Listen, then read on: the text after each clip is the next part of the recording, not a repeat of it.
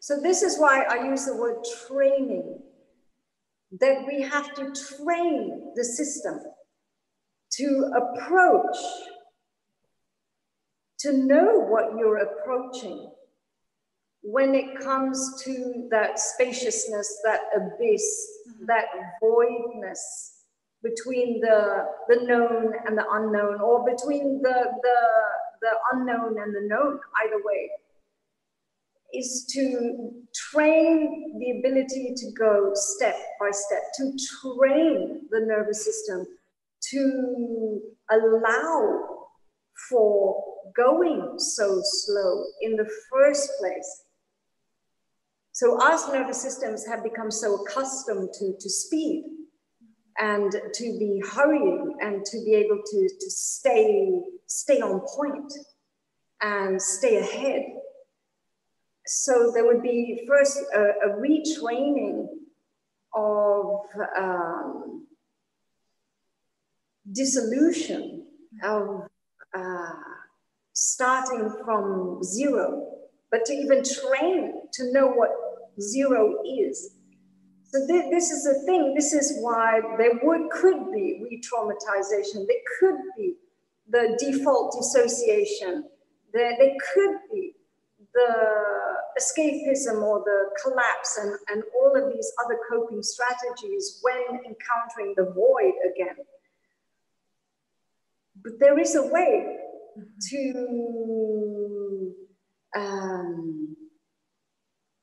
reframe or to rebuild a fresh relationship with the emptiness, with the vulnerability, with the openness, before even starting to step again towards it.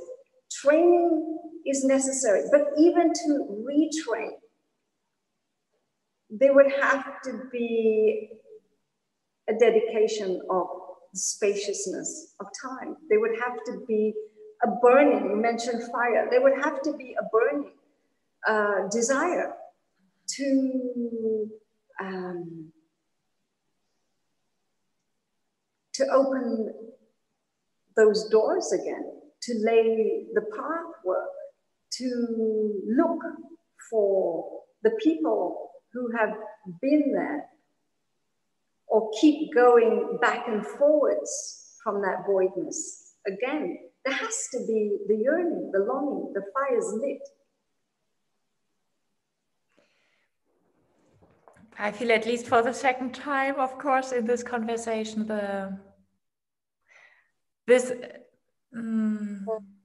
I want to put it into different words. It's so vivid how your nervous system knows or is this embodiment of your words. So I deeply learn from experiencing, listening to you as just an embedded frequency in the whole experience, being here with you.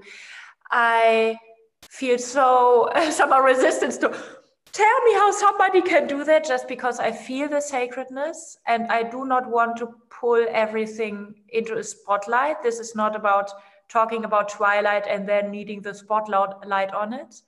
I just want to say officially that I would be honored, of course, to somehow co-create, facilitate, help with any kind of form that might be a container, a format that's precise enough, worthy enough, wise enough to introduce nervous systems of whomever to this step. As I think, even though we are talking in abstract terms, it's super precise. And I think you can feel how much this is a razor's edge. So I somehow, if you want to tell me what to do, Uma, give me a tip, but I don't want to ask you, and I somehow feel even resistant to squeezing that in this kind of format or conversation right here, because I feel I would push my foot into a door that is meant to be seen for now. And that's it. And I feel inspired. by just even the word tip. It just, you know, it activates a train of inspired thought. And the response to that is very natural for me, and it's already emergent, and it's at the tip of my tongue. And it's so, it's a no-brainer, so it takes no effort for me to share it, and ultimately no effort for us to circulate it. And the tip, that is so essential, is listening. It's to do with the ears. And because it's to do with the ears, it's to do with the element of space itself, because space is the host of sound vibration. And that has to be where we begin, is to hone and refine and to explore and play with our powers. And even if we have hearing impediments, there's other ways, of course, to receive vibration of not only spoken word, but unspoken thought. So even if it's not through our left ear and right ear, that we be playing and ultimately training our capacity to receive vibratory impulse and the messages from in between the words. So it's really simple for me. It's the first tip. Because until we're listening, what need is there to say anything more?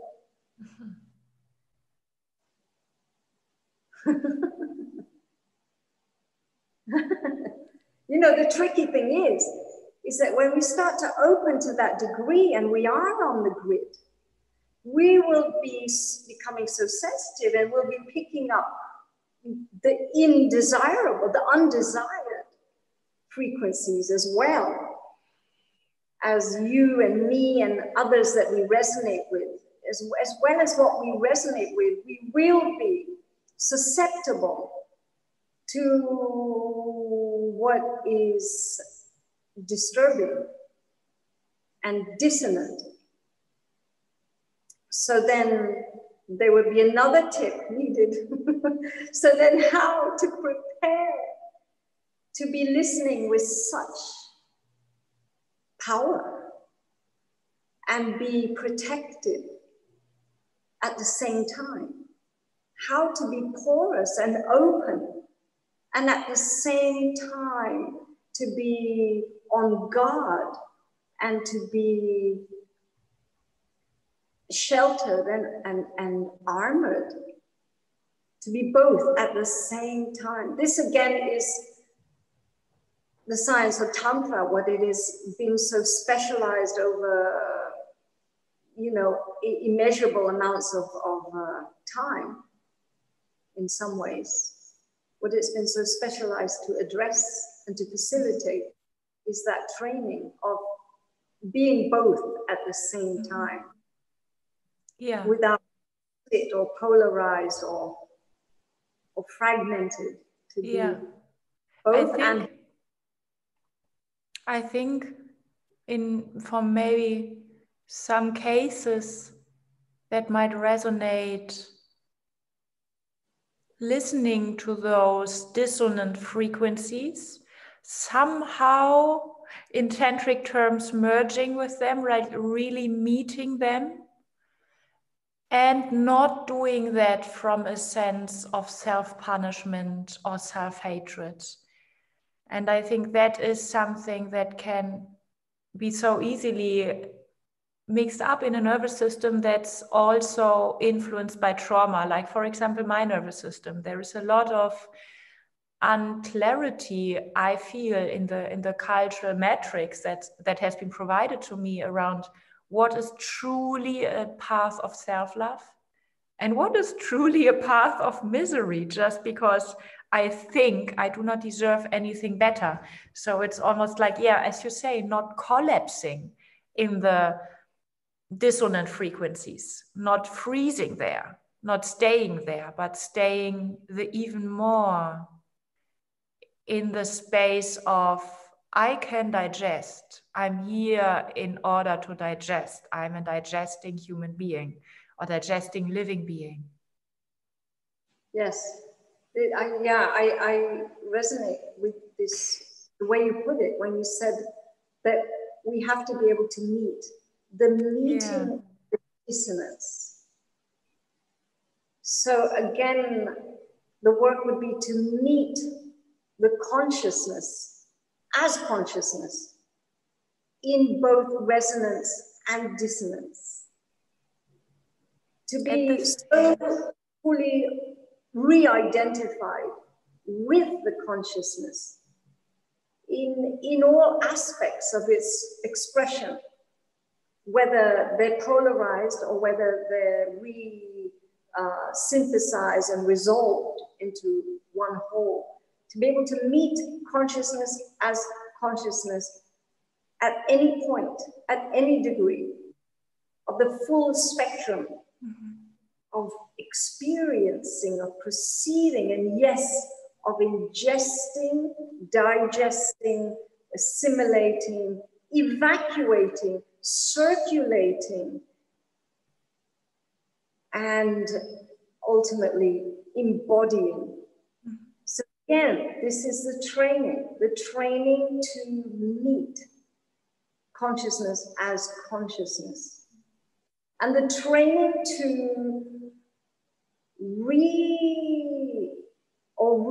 regulate, let's say, the training to regulate the digestive power itself as a fire, which would be very different, very uniquely configured in each body, in each system.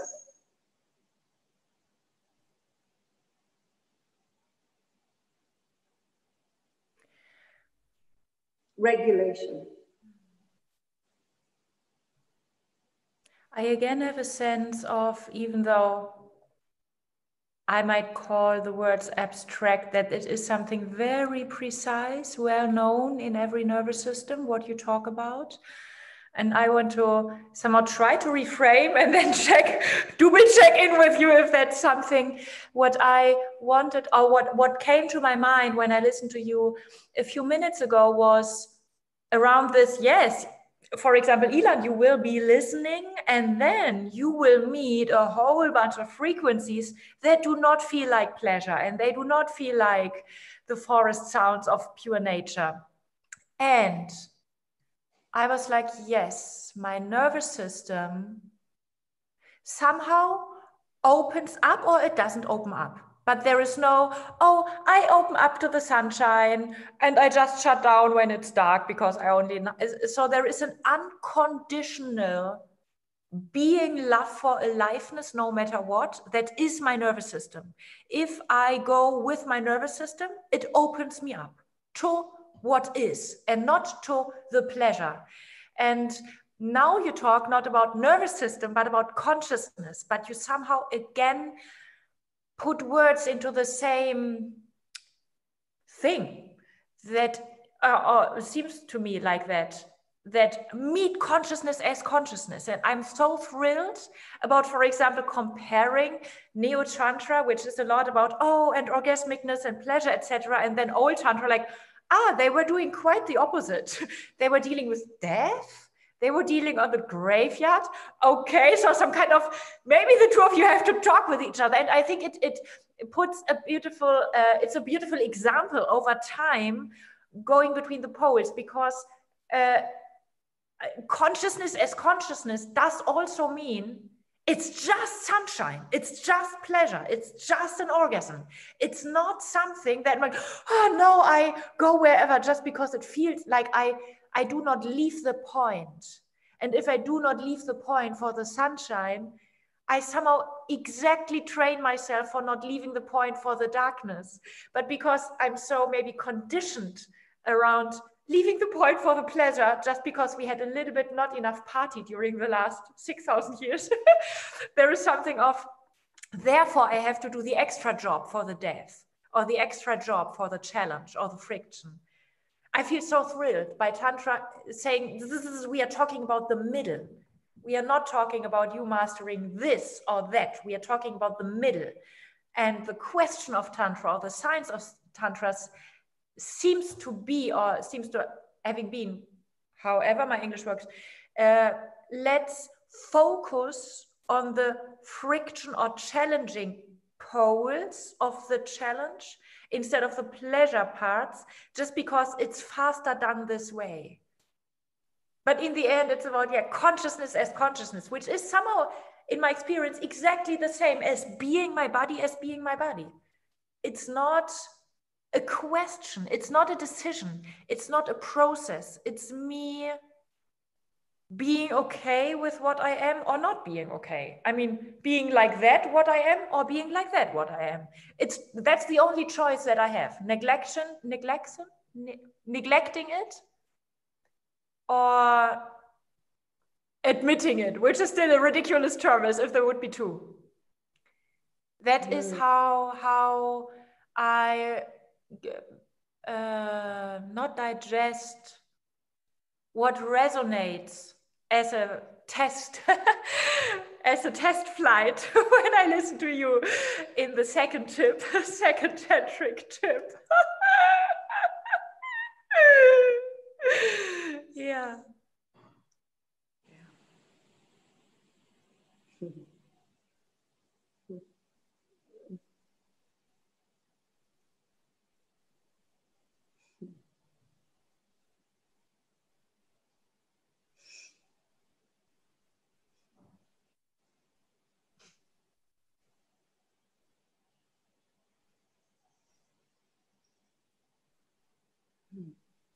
You're right, it gives so much. That humans are alive and embody something that is true nourishment. What I mean by that is that I'm so grateful for your existence and for knowing you. And when I talk with you, even words in English change their dharma. It's easy.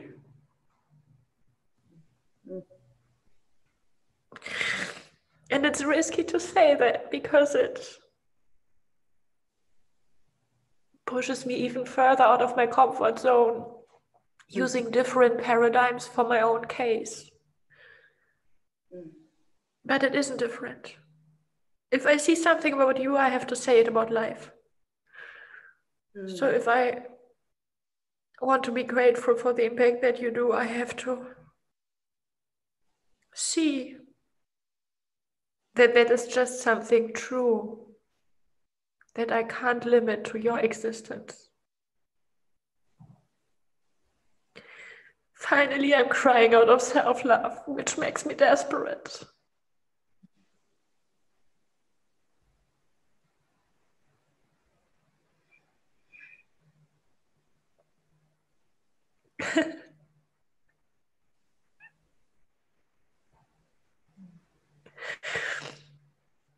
And it's so wonderful because on such a subtle energetic level, it's happening what we were talking about. That the true nourishment is something that shimmers in the confusion, in the false nourishment. How helpless we are when we cannot go into, I have a problem. What a lockout. Such horror. I need the third tantric tip.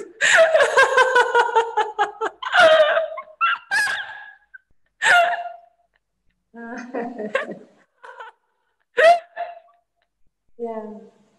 We have to look at what kind of digestive power, what level and capacity of metabolic, force and function has to be developed, supported in order to extract, in order to distill, in order to alchemize, process the real nourishment even out of the false nourishment, and assimilate and evacuate properly the metabolic byproducts of such a process.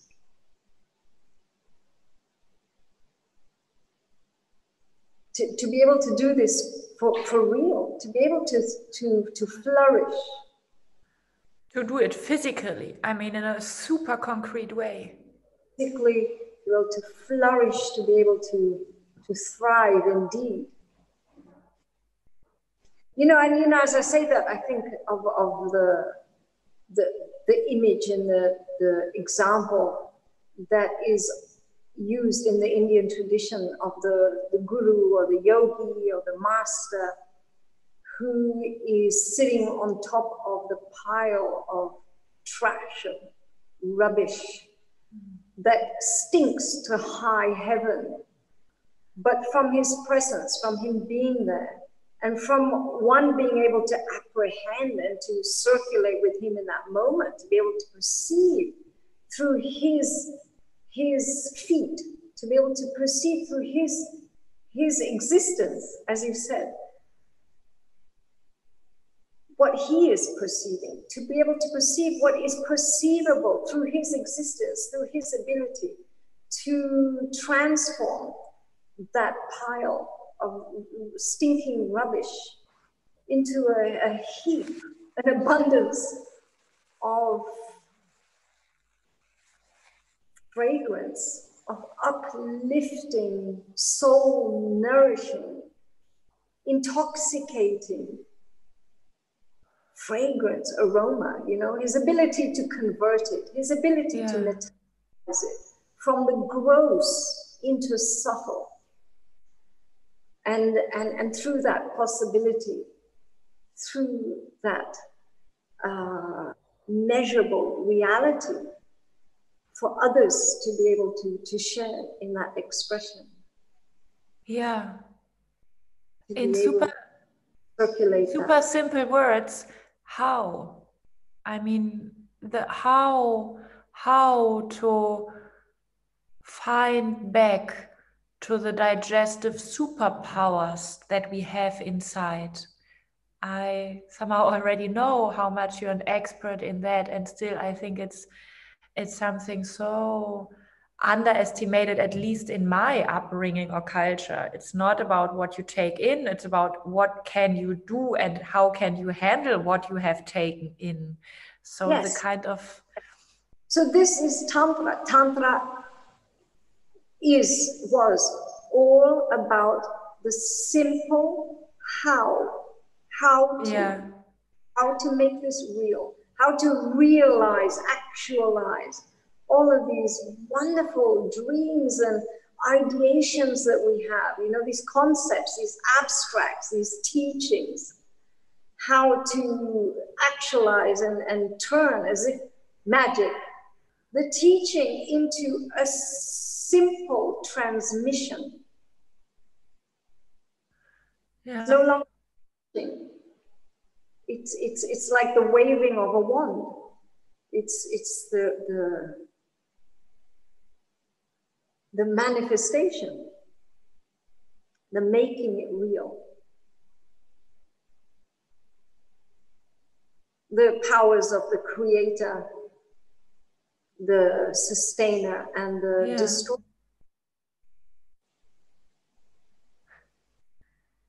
And, you know, for me, it's about how to have it all, having it all, how to have it all, how to be all that, the generator, the preserver, the protector, and the one who dissolves and reduces all form into formlessness. That is the source. And again, it feels so, or seems to be so vivid and real in this experience of listening and sharing this conversation with you, that having it all is like everything needs everything else. I mean, there is no having one thing. It's like having it all or have nothing, but illusion. So it's beautiful that it's so I feel a kind of experiencing that the spaciousness is that much in love with the form. I can't put it into better words, but there is no polarity where I have to decide, or where I do have to feel torn between, on the grid, off the grid, having this, having that, being empty, being listening, being generating, giving birth, exhaling. Yes, yes. And and having it all includes having nothing. You don't even have to choose between having all or having nothing, which is illusion. You can have the illusion. The illusion is real too. Yeah. Yeah. You do not escape from having it all anyway. Yeah. Ultimately. It touches me that tantric science over thousands of years studied something that prepares us very well for nowadays. It's amazing. It's like, if you distill the essence from the form, that might be, of course, it's a culture that's somehow gone. And of course it isn't, because whatever is studied with such a sincerity, with such an amount of time and so much obsession and energy, and so many people, just the morphogenetic field of breakthroughs in that is insane. The amount of energy and trauma and death and healing and ecstasy that they cycled is insane. It's like really being plugged in. I thought off the grid would be off the grid. Whoa. This is on the grid. Okay, wow. And it touches me. There is nothing that died, and there is no application option that is gone. We can still play with the whole universe. We can still play with every era. Yeah. Yeah.